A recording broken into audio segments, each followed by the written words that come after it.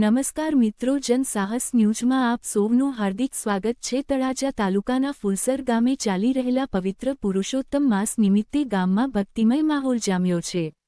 ગામના હરેક નાગરિકના ઘરે જય અને ગોપીઓ દ્વારા કીર્તન ભજન કરવામાં આવી રહ્યા છે। ગામના લોકો ભારે ઉત્સાહ સાથે આ ધાર્મિક કાર્યક્રમમાં જોડાઈ રહ્યા છે। પુરુષોત્તમ માસ દરમિયાન દરરોજ ભજન કીર્તન અને ભગવાનના નામસ્મરણથી સમગ્ર ગામનું વાતાવરણ આધ્યાત્મિક બની ગયું છે। દૂર દૂરથી લોકો પણ પુરુષોત્તમ ભગવાનના દર્શન કરવા અને ભક્તિમય કાર્યક્રમનો લાભ લેવા માટે ફુલસર ગામે આવી રહ્યા છે।